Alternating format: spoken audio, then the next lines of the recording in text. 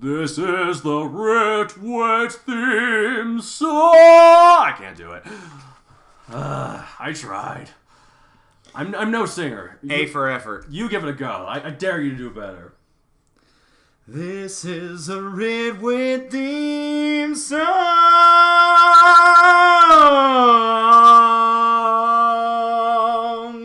You didn't have to show off. You asked me to give it a good effort. You know, it doesn't help that you've actually trained your voice. As I said, you got the A for effort. Okay, and Speaking of the A, you get just the A. Anyways, we got some grades to give out. Okay, well, we'll get to that. Welcome, fellow nerds, to another episode of the Writ, the official podcast of the Witties. So ignore all those countless other podcasts claiming to sponsor, because this one's the real deal. Got that right. I mean, they think they're so great. They're sponsoring the Witties. Like, oh, we're a great podcast. We're sponsoring the Witties. This is so great. Hey, look. It's a bunch of bull hockey. We know what we're doing. Look at all the limos coming up. Oh, look, here comes... Rolling down the red carpet. Here comes Civil War, the movie itself, who's become a person and is walking down the red carpet. And his arms is Deadpool. Either that or thinking about, like, the DVD case bouncing along. The DVD case got really big, got arms and legs, and then started waddling down. Oh, it's wearing a nice bow tie. How nice. All right, well, if you haven't figured it out, listeners, we're doing our very first annual Witty Awards, or as we'll refer to them for the rest of the show, the Witties. The Witties. The Witties. Try saying that 7 times fast and see where you get. Witties. Okay, I think I made it 4. I think you got to about 4. But anyway, before we get into the Witties, we've got to do our usual segments. So we start with a question: what will we rip off from this week? Because as we know, everything is a rip off of something else. Exactly. So what have we watched or read this week? Now, here's the thing. My thing, it's been a long time since I've actually started it, so I thought I'd cheat a little bit. Overwatch, the game. I've played it since pretty much it came out late May. And because I'm a man who's addicted to picks one video game and sticks with it until I find another game to stick with. I was about to say approximately 30 minutes, but... Well, no, I mean, like, I used to play League of Legends every day. All right, nothing but League of Legends. Then I used to play it was Smite. Then sometimes I throw a Roller Coaster Tycoon in there. So if you couldn't tell, his favorite genres of games are related to MOBAs or real... business strategy games. There we go. Not real-time strategy. Oh, I do like some real-time strategy games, like StarCraft 2. But anyway, the lone survivor, the lone person who has managed to fight off the MOBA crowd, and the Lone Ranger. Well, I mean, some of the characters come in too, so that doesn't. help. Jim Raynor's kind of a cowboy. Thanks, Blizzard, for throwing out a MOBA of their own. You know. Yeah. Well, not counting Heroes of the Storm, which is probably the other thing. That actually is a MOBA that Blizzard did. All right, fine. I love that one too, but Overwatch. The reason why I picked it is even though I probably enjoy Heroes of the Storm a little bit more in terms of a game, I really like the tone of Overwatch in terms of like the kind of feel it goes for, and I really like the technology it creates. It's sort of a similar thing. Like, I might actually rip off this one.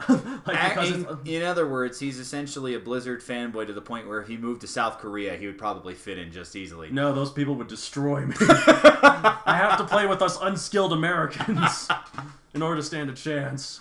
Fair enough. But anyways, no, it's like pretty much the setting of Overwatch is the main thing I'll rip off, because it's got a really cool setting. Each character has their own little technology. Of course, you could also talk about character archetypes too, and right, I'm sure there's that's a lot of that. else. But and there's also a lot of. I think the reason Blizzard is always consistently successful is because they have such likable characters. Like even in the multiplayer of StarCraft, where there's not a campaign, each unit when you click on it has a different personality. Like the Marines, give me something to shoot.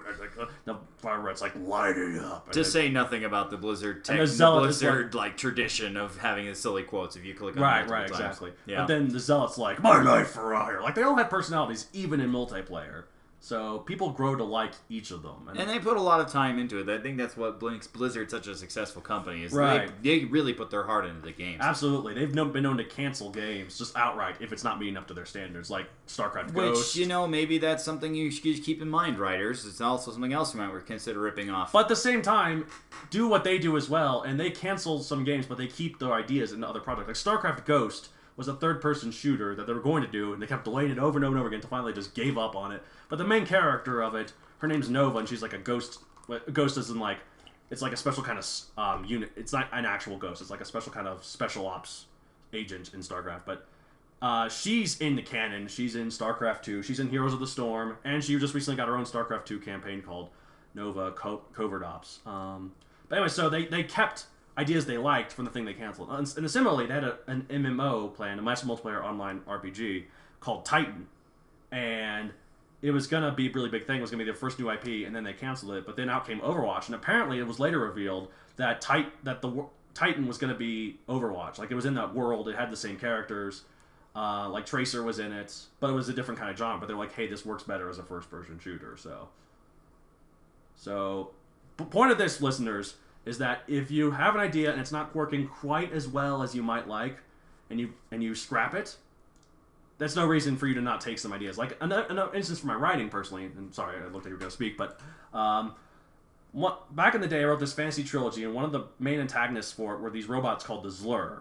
And on this idea that I'm working on right now, I'm using them again. Not as the main villain, but just I like the idea of the design. I like they're basically robot scorpion bug things, but with really high advanced laser attacks. AKA a ripoff of the Zerg. But like robots. It's a mix between the Zerg and the Protoss. Oh, okay, even better. But black. Oh. Neither one of them are black. Because we're also racist. Yay. Literally midnight black. I didn't bring up racism, you did. You're right. I played that card. Just like we did in Cards Against Humanity, right? That game actually had a bunch of racism in it. From both of us. God, who knew we were such racists? Well, Cards Against Humanity brings out the most against humanity things in us. So. And I won, by the way. Anyway, the other point of this being that even if your source is not necessarily traditional media like books or something, if it's a good idea, use it. Why not?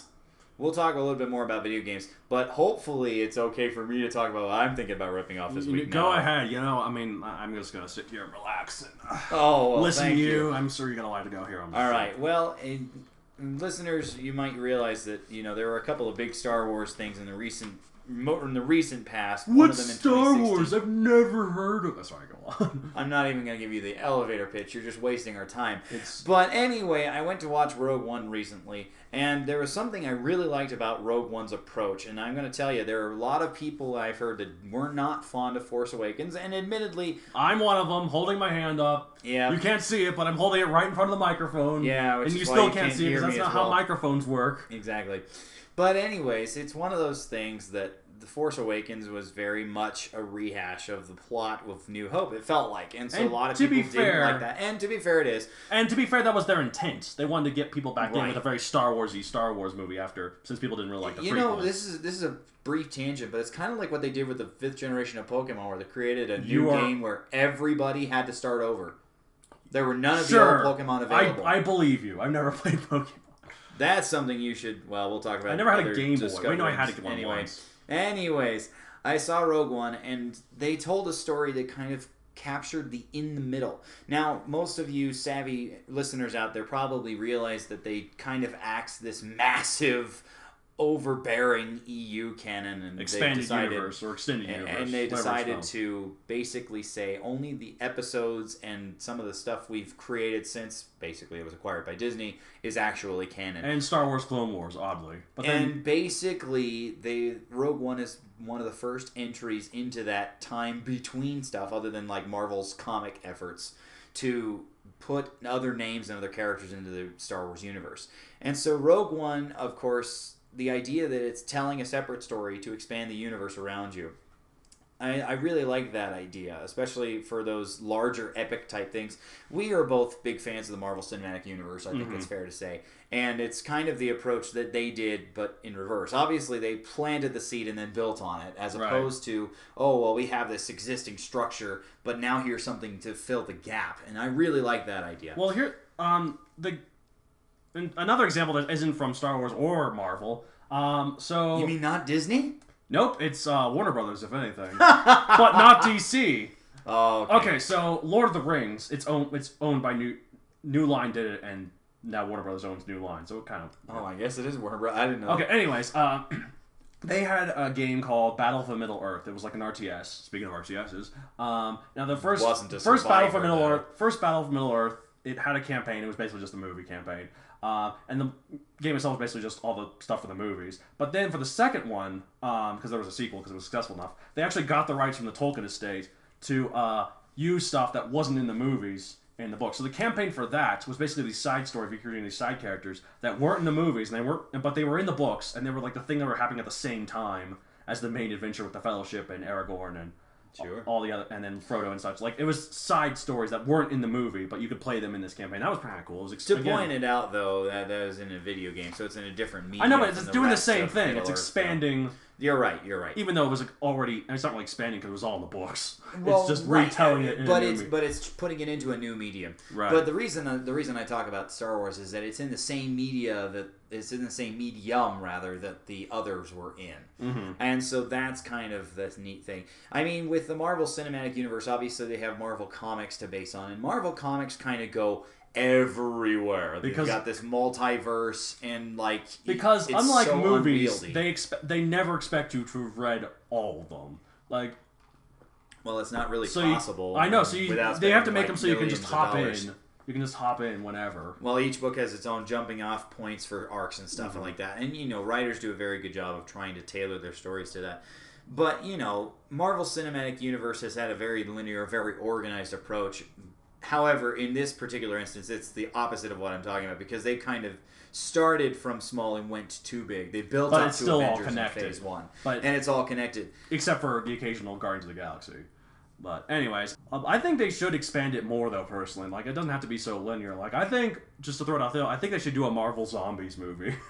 It wouldn't work in the main canon. It would have to be an alternate universe because it involves all the different Avengers as zombies, basically. But the question becomes, do they then make it really like a Marvel Cinematic Universe title, or is it simply a Marvel Studios product? I think it'd be more of a Marvel Studios product. I mean, it would be the Marvel Cinematic Universe, but it'd be a side story. I mean, if you think about it, it's kind of that thing where they bring the comic publishing line and the movie production line together, because obviously Disney owns both Marvel Comics and Marvel Studios, but Star Wars as well. This corporate synergy idea where everything has this universe that's now being expanded upon. Right, and there will undoubtedly at some point in our future be a Marvel Cinematic Universe Star Wars crossover, or maybe even maybe even further in the future. And I know you'd like this. A Marvel DC movie crossover. That would be really cool. However, at some point in our lifetime. However, it's really funny you're talking about Marvel Cinematic Star Wars crossover, because if you look at actual books, not comic books, there was a Star Trek Green Lantern crossover. I heard about that. And a Star Trek X-Men crossover. I heard about that too. Oh man, that's so that means that fun possibilities. That must mean through their connection to Star Trek that Green Lantern and X-Men are in the same universe, which means that Marvel and DC have an in. Oh, there we go, and it's through Star Trek. So that's what we're talking about ripping and off. Apparently, if there's a Marvel Studios Star Wars crossover, that means that Star Trek and Star Wars are in the same universe. Lord help us all. Too many space The Trekkies and whatever the Star Wars fans call themselves will unite at last. The Warsies? I don't The Warsies. The Trekkies and the Warsies. They once hated each other, but now they're united. The Warsies just sounds like some kind of mystical race. And then they just go, and then once they're united, they go after, I don't know, Harry Potter fans. Well, the potties. That doesn't work. No, that doesn't Oh my work. God, what did I think? He has a potty mouth, obviously, but I think it's also we've like managed to cover. Oh man, I think we managed to cover everything that we're talking about ripping off. So let's not waste any more time, because you've all been waiting with bated breath for the first annual Witty Awards for the Witties. So here to start our... Well, we're going to start a little strange. We're going to do like one of those fringe category things where you don't even know like all the nominees, perhaps. Oh, that's right. But it's like whenever, like that middle part of the Oscars, you're like, best animated short. I'm like, who cares? People don't even know what comes on, yeah. Best here's... Kiss. No, wait, that's the MTV Awards. Oh, that's MTV. So anyway, this is something, we call it the new discovery from the Writ crew. But let's face it, it's probably decades old or so. Decades, if not centuries. Your nominees. The Epic of Gilgamesh might be on there, which is one of the first works of fiction. Is it ever. on there? I'm gonna put it on there. No, I know I can't because I can't. We already set the list. I've read it. You can't do it. I've read it. You seriously read the Epic of Gilgamesh? But I read it in college, so it wasn't. Oh, okay. So you probably barely paid attention to it. Okay. Here, if I may divert for a bit, just for like 2 minutes. All right. Okay. For the Epic of Gilgamesh. All right. So the Epic of Gilgamesh is the oldest, one of the oldest. Actually, no, it's the oldest story we have that's still alive. There's probably older stories though. Fair. Here's the thing, though. There's at one point in the story where it's clear there have been other stories, and it references them almost like lampshading, like hanging in a lampshade. and that's really funny because like at one point. This seductress who's like a goddess or a witch or something. Sure. It's been a long time. Mythology. She tries to seduce Gilgamesh, and then Gilgamesh is like, this is great. This is great, but I know this is going to end poorly. This always ends poorly. I've seen this before. I'm like, wow, it's referencing a trope, but it's like one of the oldest things ever. How? Well, I mean, cliches. There's a reason that nothing is original now. I just find it fascinating that there were cliches back then. Anyways. Well, I mean, mythology and Fireside Tales. Well, and speaking of mythology, my first pick for this one was called Hounded. It's the first book in this series called the Iron Druid Chronicles. It's about this guy from Celtic mythology who comes in the modern day. I've read the first book. It's pretty good. It's pretty funny, oddly. And there's like a lot of hints of other mythologies. Like at one point he mentions Thor's hammer. And it's pretty cool. I'm looking forward to reading the rest. Nominee. Yes, Watchmen, the comic. Alan Moore's seminal work that changed how comics were viewed, changed how superheroes were considered, and it was something that I managed to discover this year. I mean, yeah, it's been out there for a while, but I managed to actually read the original graphic novel, so that's why it's on there. I like it a lot. Wait, no, I want to talk about Watchmen a little bit. Fine. It's really cool because I've never read it, but it's very well respected. Like someone, either the New York Times or you should something. Read it. Something, I don't know, there's this like list they did of like the 100 most influential works of the 20th century. Yeah. Of the most works of literature of the 20th century. And Watchmen was like 59 or something like that. It was like 15 or something. I don't think it was that high. But anyway. Basically, it was the only comic book on there, and it was really high on the list, and that's really cool. You should read it. I might. Nominee. The Martian book. I mentioned it in our very first episode. Way back when. Like way back 9 months ago. 10 years ago. 9 months and 10 years ago. 4 and 9 months and 10 years ago. Nominee. I mean, I already mentioned why I liked The Martian last one, so okay. Alright, fine. New nominee. This is a completely different one. It's not about superheroes. It's not about fantasy. It's not sci-fi. It's in the modern day. It's a sitcom. I'm not embarrassed. I'm a little embarrassed. New Girl is hilarious. It's a really funny show, and a lot of people don't like. I mean, at least from what I can hear, a lot of people really don't like the new girl herself, Zooey Deschanel. I think she's hilarious. She's so quirky. I see. And I really like all the guys she's with. One of them is from Jurassic World. Well, I mean, he later went on to be in Jurassic World, and he's still on New Girl. So he was in Jurassic World interim. I see. Okay. So that's my nominee. I really like it. Well, we've got 4 nominees, but we decided that we had to have at least 5 nominees for every category, unless we tell you otherwise. So this one also has a 5th nominee. It's this book I just discovered this year. I don't know if you've ever heard of it. It's so obscure. It's a really, really obscure tale. I mean, like it has what is it, like 59 books in there somewhere? I know it's a huge series. It's a huge, huge series. There's so many characters. There's so many characters, and it covers such a long time, doesn't it? And there's like a pit of lions, and then this guy fights them off. And somebody gets eaten by a whale. Someone gets a haircut, and someone gets a haircut, and loses all their strength. Yeah, and then crazy enough, there's this guy. He dies, but then he comes back. Surreal. And then it also talks about the end times that we have yet to see, apparently too. Nominee: the Bible. Oh man, I thought it was gonna be the Quran. Oh god, I'm gonna get so many hate mail or all this other stuff. Well, we already played the racism card, so now we're getting so many listeners who are just holding up their middle finger at me right now.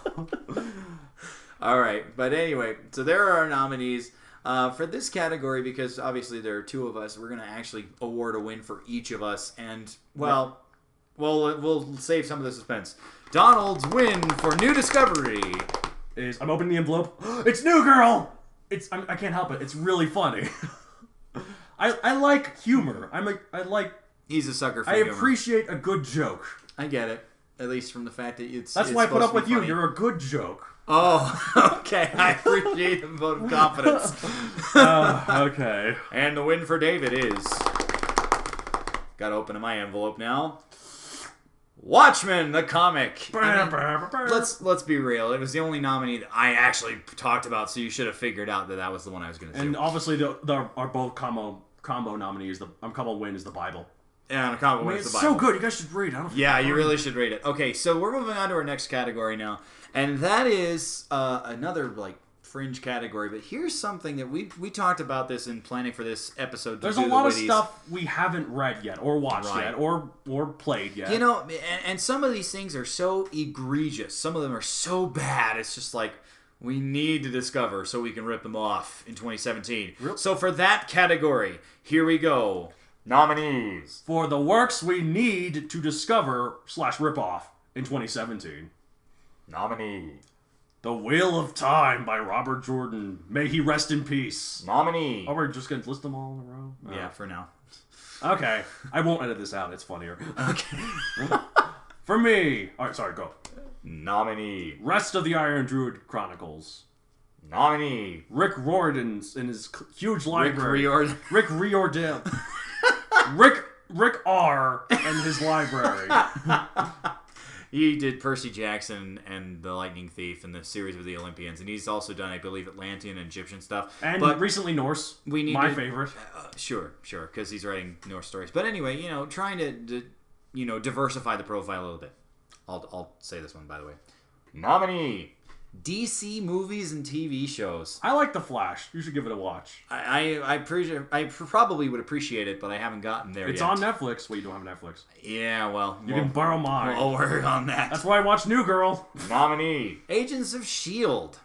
And basically some of the other Marvel TV shows. To be honest, I really want to see most of the Marvel shows, but Agents of S.H.I.E.L.D. seems to be the one, since it, was the first real venture into TV, that's the one that I really need to see. The consensus is that really fluctuates in quality. The first episode is pretty good, and then it gets kind of blah. And apparently this new season, I think it's season 4? 3, well, maybe it's 4 by now. It's really good, apparently. Ghost Rider's in it. Well, the thing that's interesting about Agents of S.H.I.E.L.D. is, of course, that because it all is tied together, they have these major breaks. Like, obviously, with Season 2 and Season 3, they had this mid-season drop-off so they could do the Agent Carter show. Right. And, like, which is also canceled. May it rest in peace. Oh, Haley Atwell, I'm so sorry for you. And I'm not sorry for her at all. It was announced that it was canceled, like, a week after Civil War came out, which is a double whammy for reasons I won't get into. Spoilers. Well, we have to do a spoiler tag if we're going to talk about that. But anyway, Agents of S.H.I.E.L.D., obviously the plot of S.H.I.E.L.D. itself is affected by some of the happenings in the movies, like Winter Soldier. I won't tell you what happens, but, you can figure it out if you'd like. Anyway, other Marvel shows, I personally, I would love to see the Netflix things. It's too dark for me. It's too sad. It's too gritty. I watch Marvel stuff to escape reality, not be reminded of its horribleness. AKA, he's still the inner child. I don't mind dark. I will always be the inner child. All right, here we go. Nominee. All books in general. It ashames me as a writer, but I don't read much. Nominee. All movies in general. It shames him as a screenwriter, but he doesn't watch movies. Not that I'm doing much with screenwriting, but you haven't done any screenwriting. To be fair, it's one of those things that people like, you've not seen this movie? Are you serious? You've got to be kidding me. When I was in college with him, I had to show him a huge list of classics that I won't bother listing there, but it included Jurassic Park, it included Ghostbusters, it included... He still hasn't seen Lord of the Rings. You stopped listing them. I still need to show you Lord of the Rings. Stop listing them. But anyway, I just don't take the time to do these things, and I need to do it because there are lots of good things out there. But he has plenty of time to sit here and do this podcast. That's why I appreciate you, buddy. Well, I'm glad you appreciate the good joke. Anyway, our final nominee, classic rock. I don't listen to it. Neither do I. But I'm a musician. You'd think I would know these I don't even know what's a rock song. Are the Turtles, are those rock songs? The Turtles are famous. Okay, fine. They're famous for the one song. But anyway. By you for all my life. You're starting to make that come true. That's kind of scary. But anyway. You are the one joke that I... You are the one joke that keeps coming back like a song. Anyway. That wasn't a good joke. You don't know the song title that I was referencing, but some of our listeners are probably more sophisticated than they might get it. But anyway, classic rock, there's so many bands like, oh yeah, I kind of know that chorus. I have no idea who sung the song. See, I don't know what's rock. The genre kind of blurs, Does too. Taylor Swift do rock? No, now she does, but that's not classic rock. She used to be country, but she's now like Didn't she do pop? Rock singer, whatever. See, it's all the same to me. Like, country has more guitars. Anyways, the point being, we've got a lot of things that we'd like to see a rip-off in 2017. We'd love to hear your suggestions about that, by the way. But anyway, are we going to award this one? I forgot if we were going to award this one. No, and also we're not going to give out the place to give our names for. That's right, because we still haven't done that yet. Next episode. Keep on waiting. Just hold all your letters. Okay, but let's see my winner. Oh, you did. You are giving a winner for the worst we need to. I'm gonna do good old Ricky R's library. Ricky R. I read Percy Jackson in the Lightning Thief. That's the first one. I know, but I've read that one. I haven't read any of the rest. I want to read the Norse stuff. And I love a good mythology, even if it's not Norse.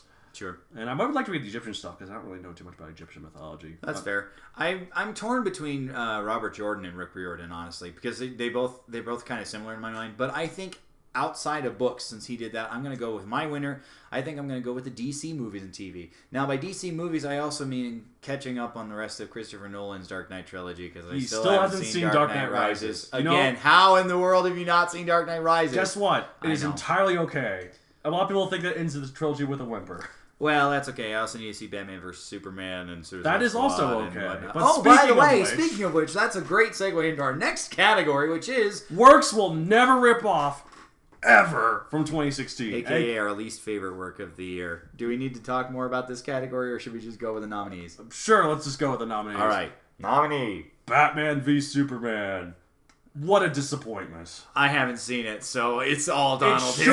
It should have made Avengers money. It had a big opening weekend, and then it dropped because people didn't like it. What I do know, I'm not trying to deal with spoilers, but I heard that there are just too many set pieces. That is one of the problems. All right, one of the many, apparently. But anyway, nominee, Suicide Squad. Because we've been paid by Marvel to bash DC. Exactly. That's how it works. They helped sponsor. You should join us. Awards. The checks will come in quite nicely. And let's see who I got here. Oh wow, look at this! Look at all this money. All right, I hate DC so much. I love you, Marvel. Neither of us have seen Suicide Squad, but it's just completionists. Well, it's a completionist thing, but more importantly, it's a villain-centric story, and I don't think either of us can write that. Well, yes, and also, I don't really watch movies that I think I'm gonna dislike. Whenever I see a movie I don't like, it's because I wanted to like it and end up being disappointed in it. Fair enough. But at least he sees movies. If I see a movie and I'm like, oh, that looks bad, I'm not going to watch it. Nominee. Ratchet and Clank movie. Even though you're the only one who's seen it and you thought it was pretty good. I really liked it, but let's face it, that's a very specific story, specific to that video game universe, and I'm not really writing Ratchet and Clank fanfiction that I'm taking on. I mean, sure, we love the Ratchet and Clank games because they have this crazy weaponry and this cute little creature and these great voice actors. Pretty funny humor. Yeah. And then their humor is quite good. They're such a good joke. I tell you what, their titles are amazing. But anyway, the movie itself was not bad, but I mean, it's so specific that you can't really rip it off without being obvious. So and also, no reason it bombed, to do that. So if you rip it off, you won't have a job. All right, fair enough. Anyway, nominee. This entire goddamn election year. You know what? I kind of agree with that. We are so close to another civil war. No, well, we ain't the United States of America anymore. By united, we mean everyone freaking hates each other. Everyone for himself? No. Anyway. Yeah, it's basically like that. It's just one... It's just... Oh, we should have reordered that because, crap, we have one more... Oh, sorry. Nominee. Hidden Figures. It's a great movie. It isn't even coming out worldwide until 2017. That's how Oscar movies work. Oh my god, this is so dumb. If the Oscars can work like this, then the Witties can work like this. Because we are just as esteemed. Sure. I mean, don't you see...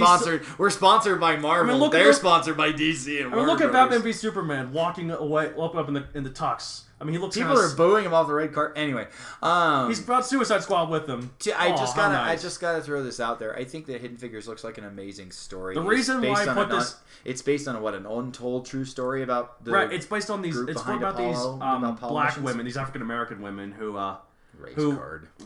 These African American. You said black first. The African American lady folk.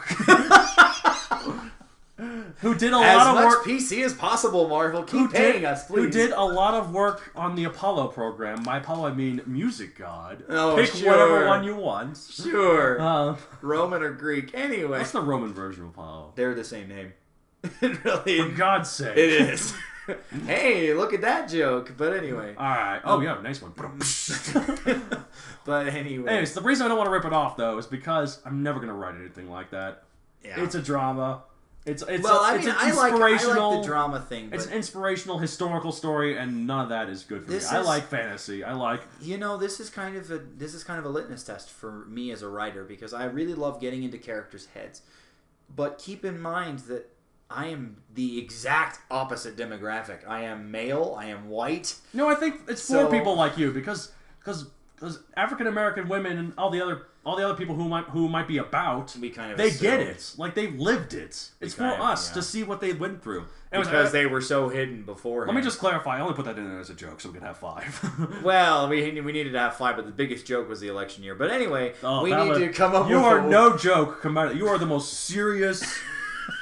tear-jerking drama ever compared to this election year. It is a freaking joke. All right, are we going to come up with a loser for this, Witty? It's the election year. Okay, the election year. Okay. Oh wait, sorry, I have to build it up. All right, sorry. Let's do our drum roll. And the least favorite work of the year 2016 is. Oh wait, no, I'm sorry. It can't be the election year because Trump just sent me a letter to be like, no, I'm complaining about this on Twitter. That you can't complain about this. He can't shut us down. Let's go. All right, fine. I'm gonna put the Russian Clank movie just because it's gonna piss you off. I should dump my water on your head. It was a good movie. But yeah, it's kind of hard to rip off. I give it that. Okay. My least favorite work of the year, well, the only one that makes sense is the election year. I'm sorry. It's just... Trump will send you a tweet very quickly. I will say this. There were so many people asking me about who is going to win the election because obviously, listeners, I'm not normally sitting in the same space as my co-host. He's normally in the far-off, magical land of Japan. East. Anyway, they were asking me, do you think he's going to be president? Oh, the world's going to go to you-know-where in a handbasket. No matter who wins. That was what no matter who wins, yeah. But anyway. So maybe there won't be a second annual Witties. Well, long-running, esteemed work. We will do our best. We will do our best to have a second Witties. I think even if the nukes go flying off and we're in a post-apocalyptic Mad Max wasteland, we'll be right here in the ruins of my house. Okay, well, you might be in the ruins of your house. I may be stuck in Japan, but anyway. Oh, if it's Mad Max, there's probably not an ocean. It's probably melts away. You can walk. Yeah, sure. It'd take like 2 months. Anyway. So that was, we're moving on to the next category now, which is... works other people need to discover / rip off, a.k.a. our underrated stuff of the year. This is stuff that we recommend to you if you've never seen it before. And oddly, 4 of the nominees here were 4 of them on our worst because we disagree on stuff. Because we're 2 people with different opinions. So... nominee. Batman v Superman. Even though he hates it and I haven't even seen the movie. But apparently you want to defend it. Well, I want to defend it because, it's one of those things where obviously DC's trying to get their shared universe off the ground. We have talked about this off screen a lot. We haven't really mentioned it on the podcast because it's mostly about writing, right? But obviously this is more pop culture-y. Keep in mind that DC had a loaded hand against it. Right. They already had Avengers out by the time that they were talking about doing these plans. So what else are they going to do? Throw everything they've got at the wall and hope But the problem is it didn't work because we didn't build up to it. It's like if Marvel went from Iron Man directly into Civil War. Fair enough. But anyway, I mean, it's one of those things that I really think that with some decent execution, Batman v Superman could be a landmark thing. So, watch it for yourself. I always Yes, that's true. Judge it for yourself. Make your own opinion. Whether and if the you critics don't like say it's horrible or great, make your own opinion on it. And if you don't like it, hey, you discovered it and you know not to rip it off. That would be a very good thing to add. Nominee. Suicide Squad, even though neither of us have seen it. Yeah. Apparently you want to defend it. Well, I mean, I thought you wanted to defend this one because it's focused on the villains more. It's kind of neat from that perspective. There's one... Okay, I've seen parts of it. There's one thing that I will defend from it. Well, no, 2 things. One, there's a cool shot of a hand that flips over to form a ghost hand. It's a cool image. Ooh. Anyways, it's one of those things for me. But anyways, also, the other thing. All right, go ahead. Other thing. Even though there's a giant blue beam that goes up into the sky and creates an evil... and it's going to destroy the world like every other movie lately, it happens at the beginning of the movie. And it stays up the whole time, as opposed to it happening just the climax. That's a little twist on that, so good job. And, it's always more interesting to get into the head of a villain because their motives are far more complex. Except, they're not really villains. They're just heroes. They're kind of like people. anti-heroes who got in a bad situation. But anyway, that's the reason I would suggest Suicide Squad. It's a very different outing from most of the superhero fare that we've seen lately. And again, neither of us have seen it, so maybe you'd watch it and be like, this is maybe garbage. I will say it's utter garbage. This is total rubbish. Who knows? Maybe I would be able to change my vote on the Witties. No, I'm just kidding. Anyway, another nominee. The Ratchet and Clank movie. Another thing that happened to be on worst and this. I mean, come on. If you liked the game series, why not watch the movie? Because they do a very good job of reversioning the story behind what happened in the first game. Revisioning, whatever. Well, it is a versioning. But versioning isn't even a verb. Fine. Anyway. Version is a noun. Whatever. The point being that it's a pretty nicely done story. For those of you who know the series well, it ties multiple villains in, not just the original villain from the original game. Yeah, because it's like an adaptation of the first game, but then they incorporate a lot of stuff from the later. Are there Zoni in it? No. I thought I heard they'd be like a quick cameo of them, I guess. I missed it if there was. Okay, there's this race in the later one called, what are they called? They had the weird... The one like the Fongoids? Fongoids, yeah, they are in it. They are in it, yeah. I saw that they were in it, and they were only introduced later. Well, they're the basic civilians, which, it's kind of a hodgepodge. They collect different pieces from different parts of the mythos, different parts of the games. Because it's such a rich, complex world. What no, can it's I not. say, it's though? It's just Saturday morning cartoon in video game form. It's what is in movie form. So, but anyway, I really enjoyed that movie. Anyway, moving on. Nominee. The one we don't have in the worst, even though a lot of people think we should have. This is mine. The Warcraft movie. No surprises there. Defend it. Go ahead. I liked it. I say this as a Warcraft fan. Here's the thing, though. If you're not a Warcraft fan, you will have no idea what the hell is going on. And some people have said that even as Warcraft fans, they don't like it because they prefer a good movie to a good adaptation. Why am I defending this? Oh, I don't know why. I liked it. That's why I'm defending. I think people should at least give it a watch. And, yes, they probably could have made a more mainstream movie. Let's simplify. Are you going to put caveats on that? You should watch it if you've played Warcraft. Yes. Okay. But if you haven't, don't waste your time. Well, if you haven't and you're curious, I'm not stopping you. Well, it's one of those things that you're going to be sitting in the theater for 2.5 hours. What the heck? Especially in the first 40 minutes, because first 40 minutes is incredibly rushed. It goes to all these different locations. Once it gets a little bit in, it gets settled in a little bit. Also, the ending is terrible.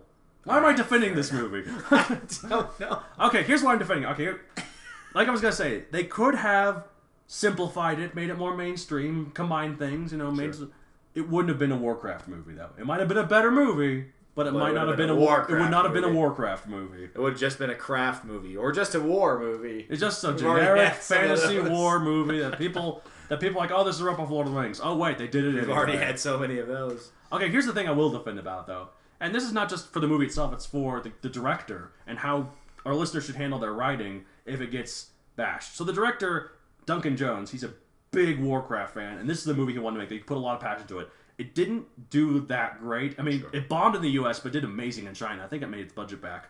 Must be the South Korean... Oh, sorry, China, you said. I don't think it did that great in South Korea. If they ever did a StarCraft movie... Oh, it'd be blow the charts off. It'd break all box office records in South Korea. Anyways, but it didn't do too well. The critics hated it. But here's what... Duncan Jones stood his ground. He didn't try to convince anyone to like it. He's like, I made the movie I wanted to make. I'm glad there are people out there who really like it. I'm sorry if you didn't, but that's totally okay. Power to him. You know what? That's a superb approach because, like he said, I'm happy with the movie I made. If you didn't like it, that's fine. We have mentioned it before on past episodes of the Writ. That writing is not something you do to impress other people. It is something you do because you want to do it. If you love what you do, why do you let anyone tell you you're right? wrong? Exactly. So maybe that's why I recommend. I mean, not just because of the movie itself, because of Duncan Jones, the director's reaction to. At least from more of a usual wit spin on it. That would be why. So. That's mainly the reason. And then final nominee, Hidden Figures, because it's a hidden figure in the works of this year, and because it's good.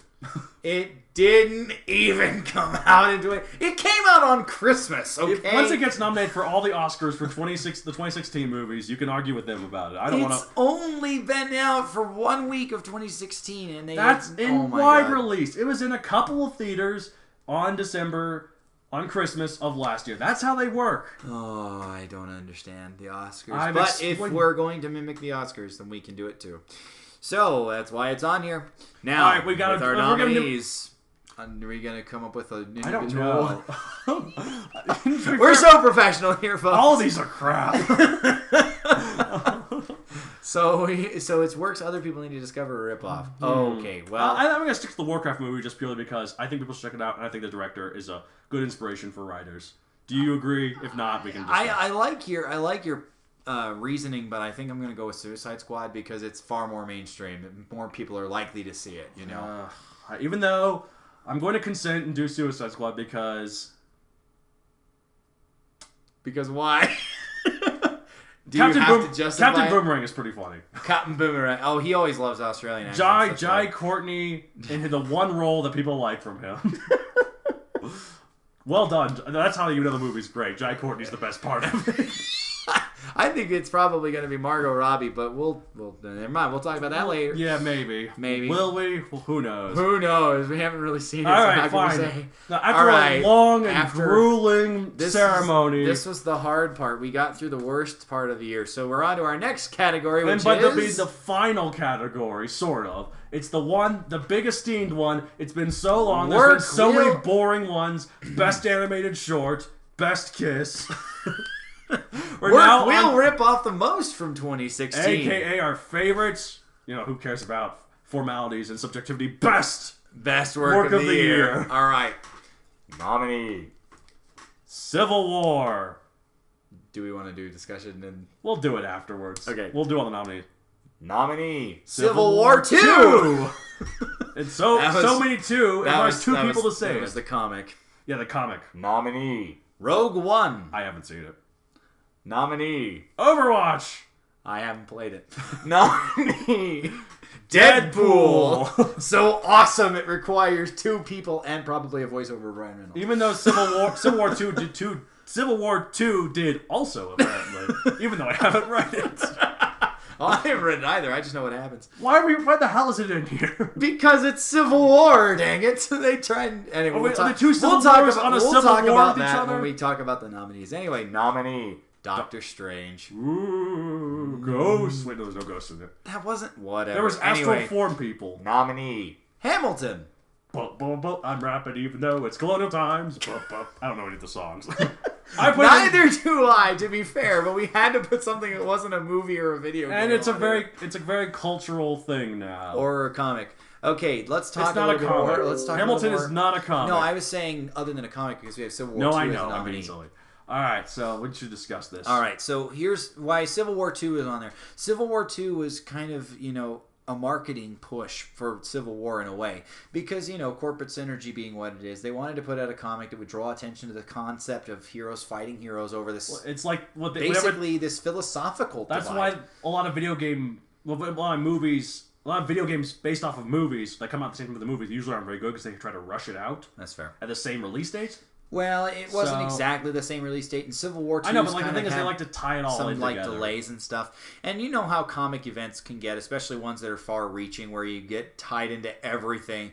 Now, Marvel and DC, obviously the big two comic producers, they have a bit of trouble with wanting to relaunch every so often because DC just canned New 52 after they were going to make DC Rebirth a couple months ago. Trying to get readers back in, trying to change things up, as things aren't working. And it makes sense. Obviously, they're a business first. But, sometimes they have to move on without the event being done. And so they've already produced their post-Civil War II comics when the main comic wasn't even finished. So we're like, okay, how do we even get here? Point being, though, that Civil War II is probably put out this year to capitalize on the hype from Civil War. And it had been 10 years since the original Civil War comic came out. Now, I know the original Civil War comic wasn't really beloved. It was kind of mixed. Do you happen to know if the consensus for this is better? Like, do people generally think it's better? Considering that we still haven't seen the full ending of it yet, it's hard to say. Which one of them's going to die. Well, we have Plot our twist, theories. they're all going to die. We have our theories. But anyway, so that's why Civil War 2 is on there. Obviously, Rogue One, Donald hasn't seen it. Overwatch, it's probably okay.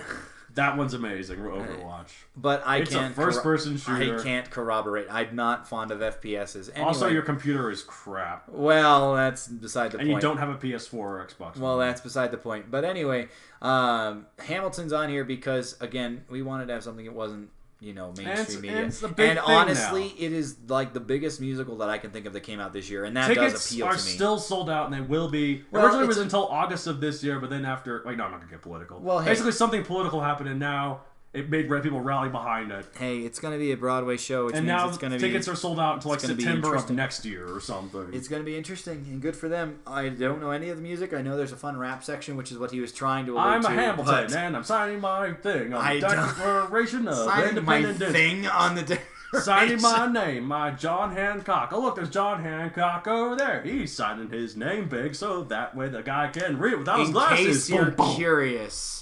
Neither Civil War II nor Hamilton will win. But that being said, do we want to announce... Civil War II. You're going to root for Civil War II. Hey, we didn't explain the other two. Well, okay, which ones do we need to explain? Deadpool and Doctor Strange. Do we need... Really? Okay, well, we didn't really explain Civil War as a movie either. We just said explained Civil it a War little. II. It's a great movie. It should have been a mess. It wasn't. I'm amazed it wasn't a mess, considering how many characters they brought in. It was basically Avengers 2.5. However, I will say that my earlier opinions before watching the movie, I thought it was definitely not a Cap film. The Russo brothers did a very good job of making it. It's very much a Cap film. It just happens to include all the characters. How nice that we're now in an era where a Captain America film can have Ant-Man and Vision and Iron Man and Spider-Man. Yeah, too bad about those dang Fantastic Four folk. But anyway. They'll be here someday. Speaking of Fantastic Four... Doctor Strange has this character... What? We were talking about this. Doctor Strange has this character named Dormammu in it. And we were watching this. Mr. David over here was like, oh, wow, they really just took Galactus and made They basically copped Galactus. Because they don't, as of yet, have the rights yet. So they're like, hey, we got to have our own Galactus. How about I don't think this was made in that image, but it certainly came off that way. Well, it's even better than Galactus. Instead of just eating planets, it eats whole dimensions. Well, it's got more material. But anyway, it's one of those It's got more material. It's one of those things that just looked so obvious to me. It's like, wow, I'm totally reminded of the villain they don't have access to. I didn't personally think it was their response to Galactus because they didn't have it. But Inhumans was definitely their response to not having X-Men. They came out the same freaking time in the comics. It's not a response to anything. Agree to disagree. Anyways, Deadpool because it's Deadpool. Deadpool is just amazing. I'm so glad that we finally got a legit Deadpool because who wanted to remember a Wade Wilson that had drawings of surgery all over his body and the merc with a mouth with no mouth. To talk. The merc with a mouth with no mouth. They thought that was a brilliant idea. Bold new take. It was definitely a new take. I don't know about good. With laser eyes and teleportation. Those classic Deadpool powers. But that's X-Men Origins Wolverine. Obviously, we're talking about Deadpool, the movie, which talks about... with lines like, right up Main Street. That's such well-written material. Well, I tell you what. It's a rated R superhero film. My favorite line... It'll pave the way for later ones, too. My favorite line from it is when he's punching this guy called Colossus, and he keeps holding up... He gets rid of both of his arms. Then, after holding his arms in, they're useless now. He looks at him and says, all the dinosaurs feared the T-Rex. I mean, I'm biased. I was about to say, listeners can't see your shirt. And Donald, do you want to describe the shirt you're wearing? Let's see. What am I wearing? Oh, that's right. The periodic table of dinosaurs. Oddly enough, this is why. My second favorite dinosaur shirt. And you wonder why he liked the T-Rex joke. Anyways. You know what? Maybe I should write a book about dinosaurs. Maybe you should write a book about dinosaurs. Maybe we should have guns in it. No, that'd be ridiculous. I don't even want to go there. Okay, anyways, we have talked about all the nominees. So, do we want to do 3, 2, 1, or do you just want to go 1? Okay, let's do 3, 2, 1, and we'll just name whichever one we think will win, and we'll see if it'll... We'll see if it'll mix up. Let's see. So we're listing 1 and go for there. Yeah, we'll count 3, 2, 1. If we happen to land the same one, it's the winner. Let's do it. Oh, this is gonna be mess. 3, 2, 1. Deadpool! Yeah! Hey! Oh, that was terrible. That was a horrible There we go. Okay, anyway. Oh, look at that. They heard that. I hope so. Okay, well, Okay, to be fair, I like Civil War more. Okay, But- spoiler alert. We were kind of professional. We talked about a little bit about it beforehand. No, you're ruining the mystique. Fine, I'll ruin the mystique more. A magician It was never one of reveals those- his secrets. But we're This not is the same. magicians. We're just writers, and we should share our secrets to these people because they aren't as good as us. We want to make them better. Anyway, I thought that Deadpool was the best thing of this list because here's a rated R superhero film that really worked, and now you've got a template. Well, maybe not an exact one because Deadpool is a certain kind of Right, character. the reason why it was rated R, the reason why it worked because it was rated R is because the character of Deadpool is a rated R character. Sure. We shouldn't make a bunch of rated R superhero movies because Deadpool was successful. Deadpool worked because it stick true to the source material of a character that everyone really liked, and the R rating just happened to come from Correct, but look at the movie that's coming out this year about adapting Old Man Logan. See, that's... Wolverine should be an R-rated character too, I think. Well, exactly, and Old Man Logan, the comic, is very grim and gritty, so that one makes sense. But if they decided, like, hey, let's make Superman R. No, oh, wait, they did that. That may be Superman saying- Ultimate Edition. I'm not saying that every superhero movie should be R, because that's not the point. Obviously, R-rated these Howard the characters- Duck movie. Obviously, these characters are designed for children, but Deadpool is totally a rated R character, and so it's amazing. And Ryan Reynolds in that role was perfect. They actually let him be Wade Wilson this time. And people are like, oh, should he get all the credit for the movie? Yes!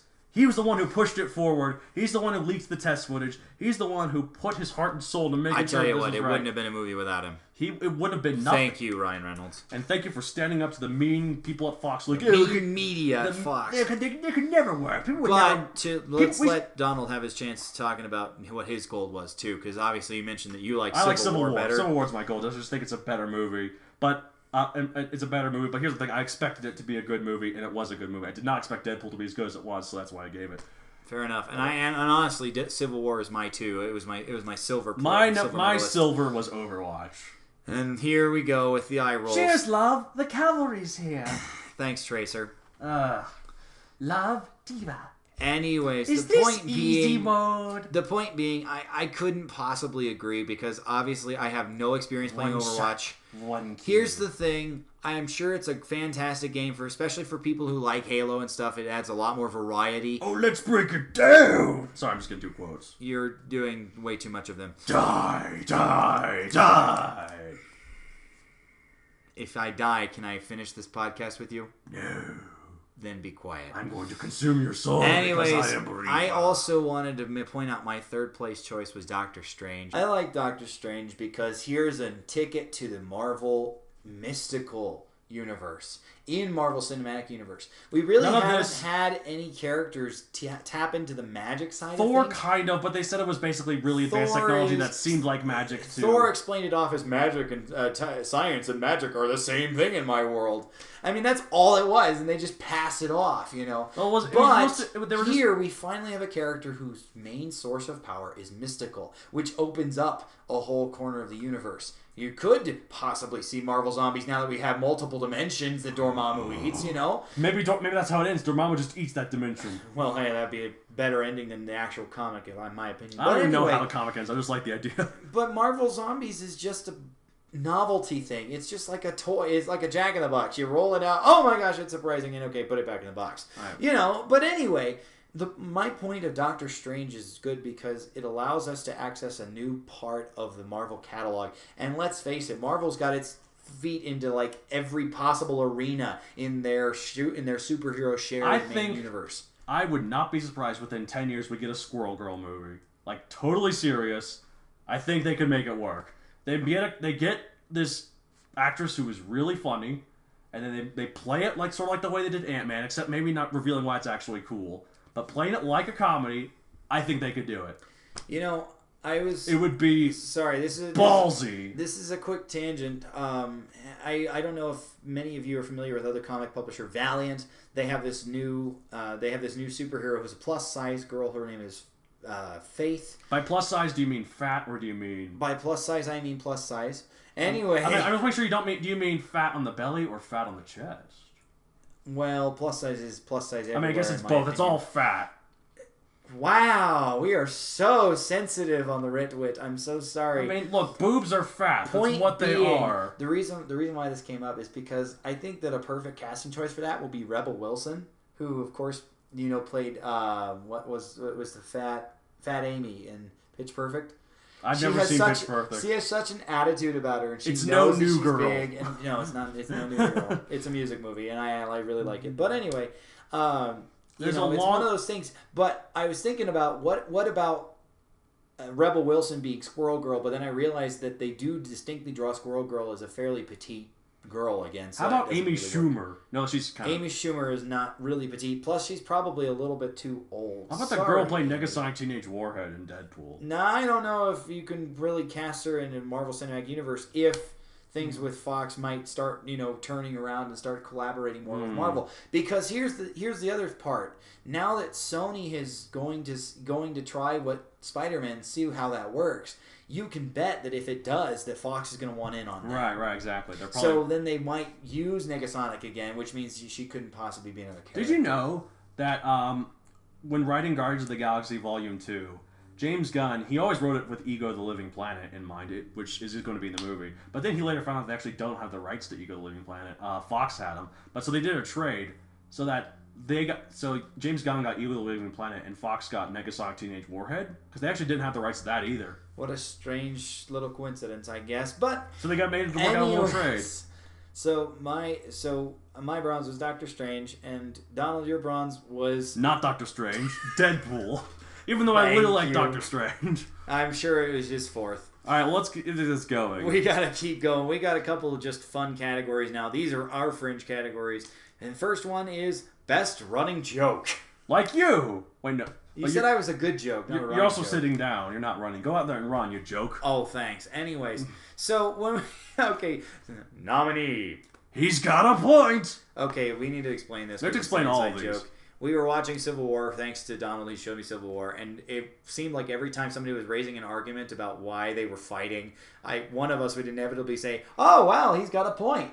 And so it just kind of became the thing. Until finally, by the end of the movie, everybody's got a point. And then, I said something, you explained it, and I'm like, you've got a point. That was really fun. All right.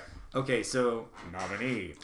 Best rip-off, or we're ripping off, or what are we playing on ripping off, aka the ripping off joke. I mean, we use it on this podcast all the time. It had to be on here. Let's be real. I think it's funny. Other people probably think it's whatever. Okay, next nominee. All secret bases are rigged to explode the same way. Explain. I don't get it. Okay. How's this a running joke? So with another offline friend, I talk about we watched some shows together, and it seems like a common gimmick is that there's a space that no one else can find, and they have all this special technical equipment. Now, here's what will inevitably happen: the hero will go in, they will press one button on a very specific panel localized to that area, and the entire base blows up. Was this Star Wars? No, it was not Star Wars. Was it? Phineas and Ferb. No, it was not Phineas and Ferb. Was it Phineas and Ferb Star Wars? I don't watch Phineas and Ferb. Anyways, it's a good show. I know it is, but I don't watch it. I would add it to my things I've discovered, but I discovered it 2 years ago. I was gonna say we can't do any retroactive crap. Anyways, it was so common in one show that we watched together. We marathoned the end of it. We actually said it multiple times in the same day. It sounds like a great show. In the same show, no less. It was really cool. Sounds like a fine piece. I'm sure it won all the Emmys. All right. But not quite as good as the Witties, though. Nominee. It's the final blank. Okay. Blank? At work. So I work at this coffee shop, right? I won't say which one because who cares? And also probably personal reasons. It's the final countdown. Every time we have one thing left, like one bagel, one piece of bread, one pastry, and we have one left. If someone tells me that we only have one left. It's the final bagel. Is that rock? You know, I think it is. There's my classic rock. All right, anyways. Alright, so the winner is... He's got a point! Exactly what I was thinking.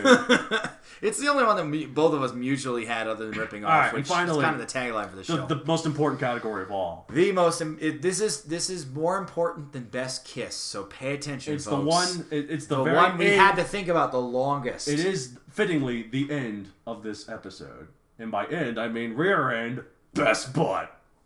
Ba-doom! I'm sorry. I just thought it was funny. The pun was not, but the comedy of the category. You are a joke, and this is the butt of the joke. I see. But Butts. we're going to talk about some better butts, though. Nominee. Okay. Scarlett Johansson. From Civil War. Although actually... well, let's be her real. butt wasn't on full display in this one. It's a legacy nod. It's for Avengers. Not Jungle Book. Oh. She did play a snake in that, which has a long tail. It's kind of a butt. It's not a... Oh, whatever. Anyway. I'm just saying it's not Jungle Book, so don't worry about it. It's okay, Civil it's War, not Jungle Book. Except it's actually Avengers. Sure. We said Civil War, but you hardly see her butt in Civil War. But anyway. Nominee. The clear winner, Widowmaker from Overwatch. What? We aren't even reading all the nominees and you said a clear no winner. Need to read the rest. Oh, really? Have you seen her butt? Barely. I don't play Overwatch. Need I remind you? Let me just say, it's a shame it's a first-person shooter, not a third-person shooter. Oh, are you suggesting that everybody would pick Widowmaker just so they could watch? I guess that's why everyone would pick Widowmaker. But then the games would never resolve because nobody would actually come out of hiding since they're all Hence why snipers. it's a first-person shooter. It's a worthy sacrifice. You're all snipers. But anyway. Nominee. We can't be too sexist here. We gotta be gender neutral. Ryan Reynolds from Deadpool. Guys, you can't tell me you didn't look at that glorious half-naked shot when he was right before his cancer attack. Really? And also, he even said, "You're wondering how we managed to squeeze this ass into tight red spandex." And then we get a good close-up shot. Oh yeah, I can just grab those cheeks. I'm totally straight, by the way. Yeah, so am I. A lot of people thought I was gay in college. Oh, I've gotten that too. Really? Well, mostly from music camps and stuff. But anyway. Nominee. Margot Robbie from Suicide Squad. Even though we've never seen it. More from the Suicide Squad trailers because we haven't seen the movie. We did see it in the trailer, but there's one shot that they showed in every trailer, in every TV shot. They try and get the sexiest shot they can. Where she bends over. Find the prettiest girl and shoot a shot I'm from sure behind she's her. a well-developed character with a clear backstory and a clear persona. No. There are two money shots because they want guys' eyes. They'll either do the shot from behind or they'll do the shot where she's bending over from the front.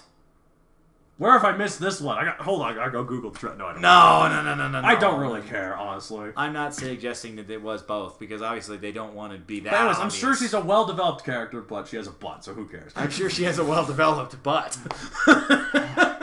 We lost another half of our audience at this point, so let's go back to the male stuff. Nominee. Chris Evans, but let me clarify, not his butt.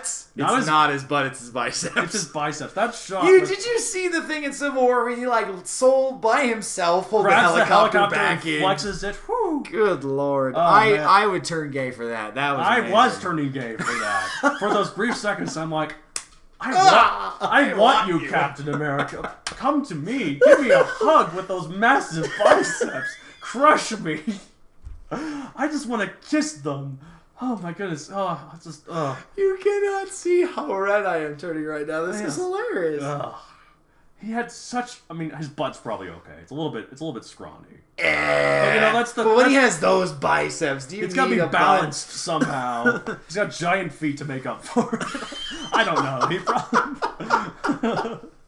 He's probably like a kangaroo underneath. Because this is the most important category, our final category for this year's Witties. We also have. Nominee. Chris Hemsworth from everyone's favorite movie this year that didn't get all the rage. And I don't know why we didn't put this in underrated. Because it's not good. I liked it. The Bible. No, I'm just kidding. Chris Hemsworth. Chris Hemsworth from Ghostbusters. Yeah. Ghostbusters.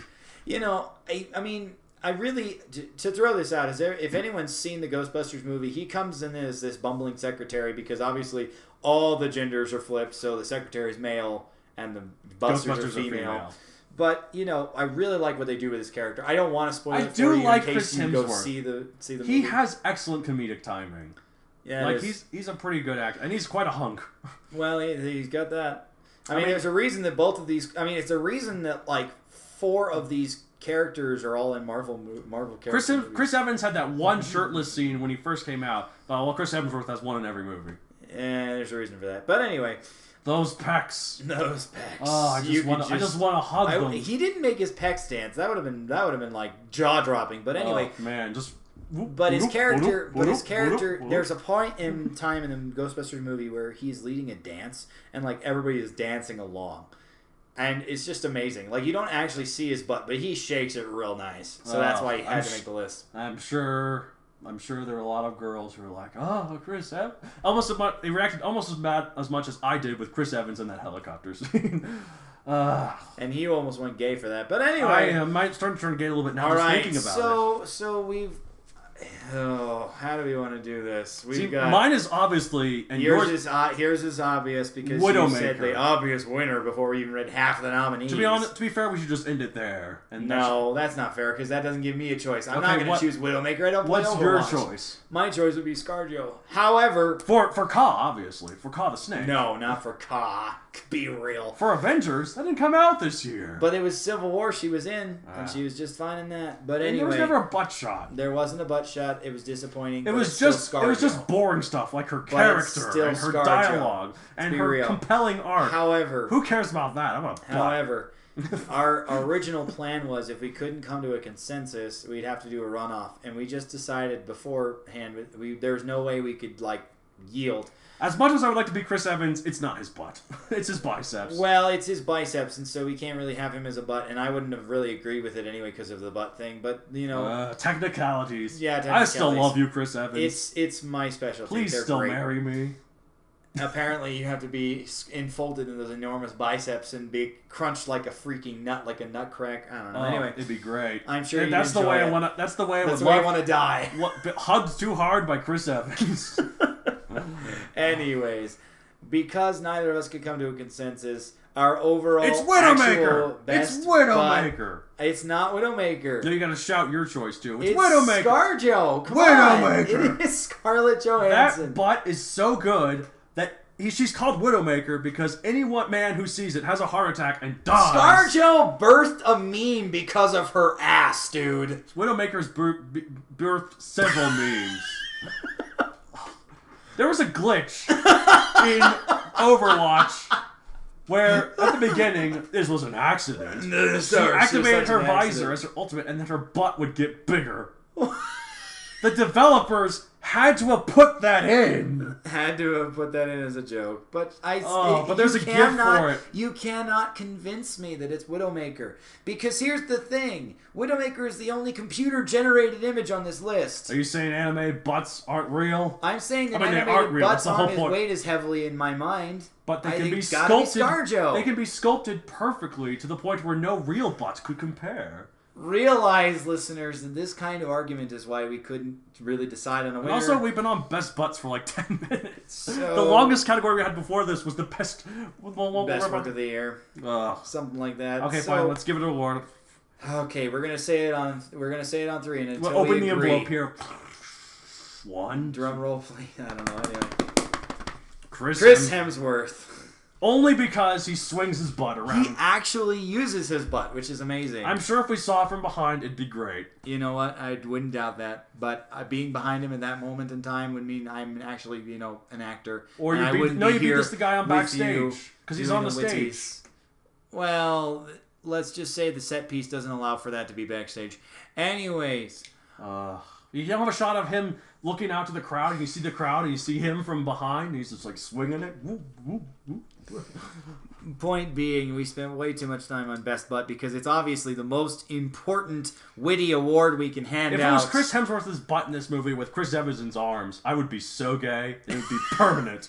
You wouldn't even come back for Widowmaker, huh? Oh, that brings me right back, actually. Never mind. Yeah. I might become bisexual. See, there's the rub. Because, as we all know, it's totally a choice. It's totally it. Anyways, I think we can't possibly devolve any further than we have already. We've lost all of our audience at this point, so why are we We've lost our continuing? women audience. We've lost our Republican audience. We've lost our religious audience. We've because lost of our the- gay audience. We've lost our black audience. We lost our bisexual audience. We've Looks lost like our- it's just us. Well, I think that's a safe way to say that we managed to finish the Witty Awards. Let's see how fast we can offend everyone next year. Hey, Matt, you suck. There, it worked. I offended you. Thanks, Donald. Get out of Thank here. you so much. Get out there like the joke you are. I don't think we need to do any final thoughts for this episode because this is already going to be pretty long. Here, I've got one last joke. Where can people find us? To be continued. Bum, bum, bum. I'm Matt Donald. I'm Matt David, and thanks for listening to the first annual Witty Awards. We'll see you back in 2017 with some more Wit. Yeah, that's it. All right, so long, all. Have a good one. From the Witty Awards, I'm Matt David. And I'm Matt Donald. And have a good evening. P.S. Widowmaker has the best butt. No, it's obviously Scarlett.